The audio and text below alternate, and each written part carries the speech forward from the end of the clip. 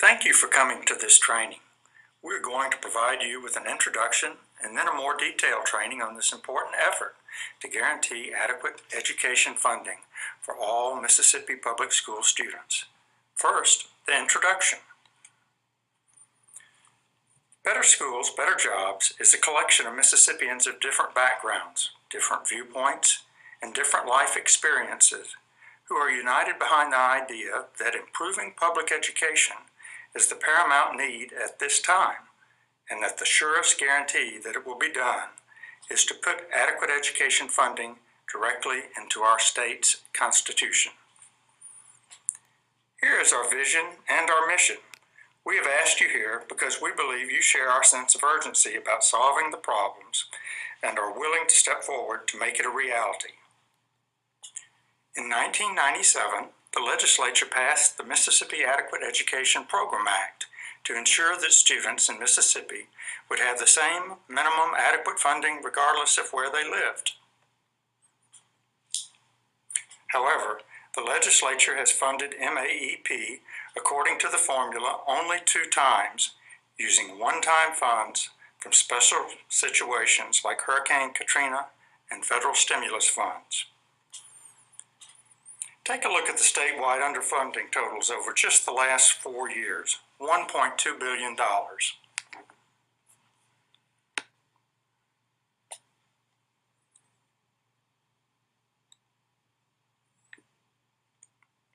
Since the Legislature can't be counted on to do it on its own, we propose to put onto the 2015 ballot a constitutional amendment requiring the state to provide an adequate and efficient education. We have filed the papers, shown here, to get the ballot process underway. It is called Initiative 42. The language protects each child's fundamental right to educational opportunity by requiring the state to provide an adequate and efficient system of free public education. Here is the actual language. Let me read it. The ballot language states, to protect each child's fundamental right to educational opportunity, the state shall provide for the establishment, maintenance, and support of an adequate and efficient system of free public schools. The chancery courts of this state shall have the power to enforce this provision with appropriate injunctive relief.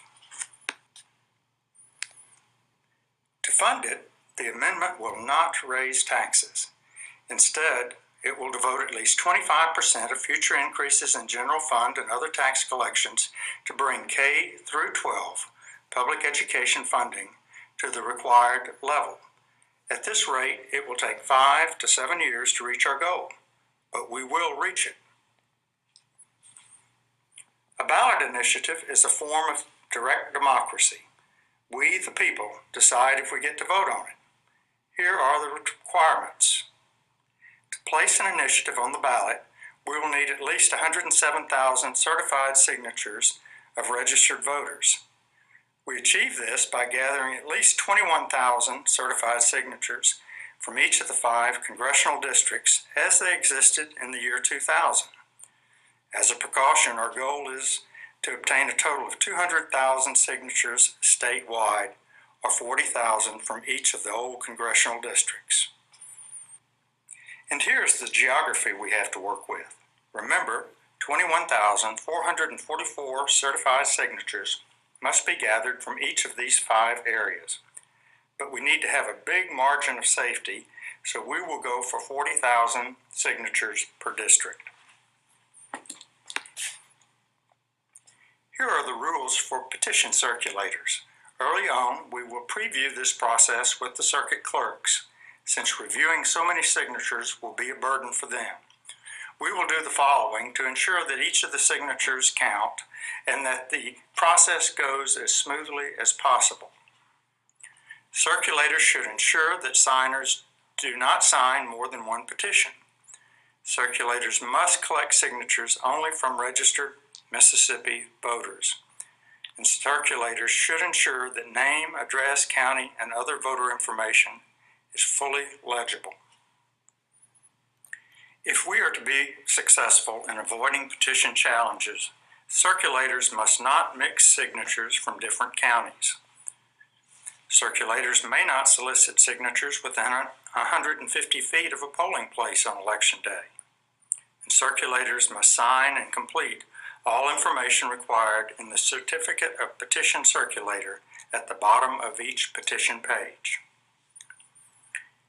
Here's what the petition will look like. This is the actual way it looks.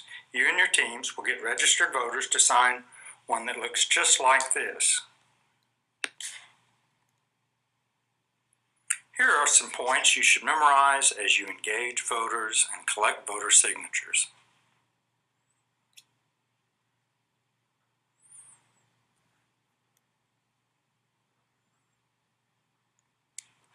Help us spread the word about this effort and stay in touch with us.